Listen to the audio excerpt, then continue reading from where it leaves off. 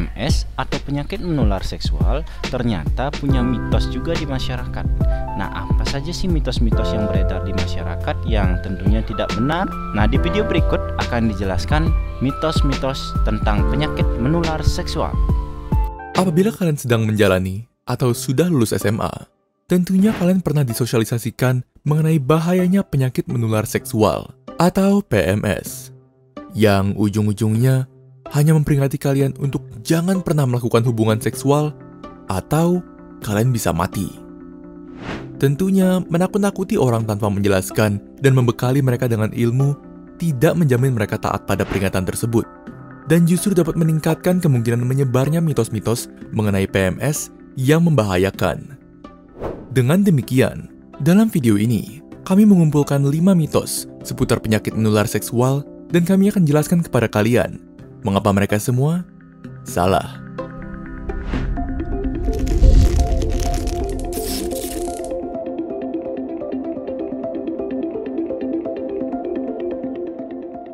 Pertama-tama, apa itu penyakit menular seksual?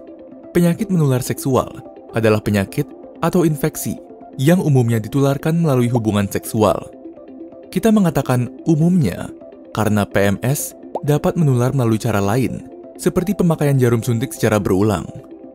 Contoh-contoh PMS adalah HIV, gonorea, chlamydia, sifilis, dan kutil kelamin.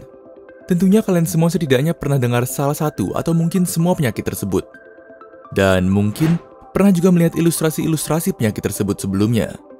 Namun, inilah yang menjadi mitos pertama yang akan kita bahas, yaitu pengidap PMS dapat ditentukan hanya dengan melihat kelaminnya. Pernyataan ini salah, karena banyak PMS tidak menunjukkan gejala-gejala fisik sama sekali, seperti chlamydia. Jadi, bisa saja pasangan Anda terlihat bugar tanpa tanda-tanda penyakitan sama sekali. Padahal, sebenarnya dia terinfeksi PMS. Satu-satunya cara untuk memastikan Anda bebas dari PMS adalah dengan mengunjungi dokter dan menjalani tes PMS yang dapat dilakukan antara lain melalui pengambilan darah, urin, suap dalam mulut, atau sekitar alat kelamin. Sekarang kita lanjut ke mitos kedua, yaitu PMS tidak dapat menular melalui seks oral. Hal ini tentunya salah, karena PMS tetap dapat menular melalui luka atau robekan kecil di mulut serta alat kelamin. Beberapa PMS, seperti herpes, bahkan dapat menular hanya melalui persentuhan kulit dengan area yang terinfeksi. Dan jika kalian berpikir seks anal justru solusinya, maaf kawan, hal yang sama juga dapat terjadi pada anus. Mitos ketiga berkaitan dengan salah satu PMS yang paling berbahaya, yaitu HIV, dengan mitosnya yang mengatakan bahwa HIV hanya dapat ditularkan melalui seks. Seperti yang kita katakan sebelumnya, PMS tidak hanya menular melalui hubungan seksual, namun dapat juga terjadi melalui jarum suntik yang tidak steril dan sempat digunakan pada pengidap HIV. Bahkan alat apapun yang digunakan untuk menusuk kulit, seperti jarum tato dan tindikan. Selanjutnya, mitos keempat mengatakan bahwa tidak ada risiko PMS apabila hanya memiliki satu pasangan. Ini tidak sepenuhnya benar, karena walaupun orang yang membatasi pasangan seksualnya dapat mengurangi risiko terkena PMS, kemungkinan tersebut masih ada. Karena meskipun Anda belum pernah berhubungan seksual sama sekali, pasangan Anda belum tentu sama. Makanya sangat penting untuk terbuka dengan pasangan Anda mengenai riwayat seksual masing-masing. Yang terakhir, mitos kelima adalah alat pencegah kehamilan juga dapat mencegah PMS. Ini hanya setengah benar, karena hanya satu alat pencegah kehamilan yang dapat melindungi Anda dari PMS, yaitu kondom.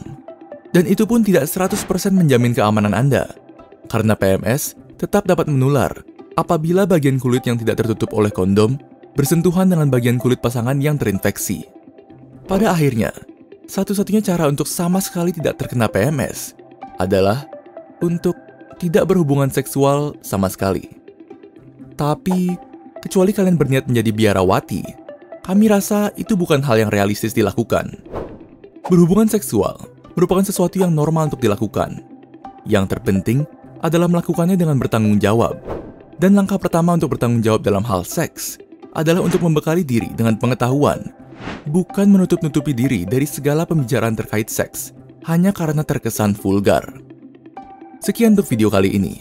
Coba ceritakan di kolom komentar tentang mitos seputar seks atau PMS yang baru ini kalian sadar ternyata salah. Dan jangan lupa untuk like, share, dan subscribe ke Neuron, supaya kalian tak ketinggalan video-video baru kami. Jika ada topik yang kalian ingin kami bahas, kalian bisa tulis itu juga di kolom komentar. Semua link untuk sumber yang kami gunakan dalam video ini dapat kalian lihat di kolom deskripsi. Terima kasih telah menonton, dan sampai jumpa di video berikutnya.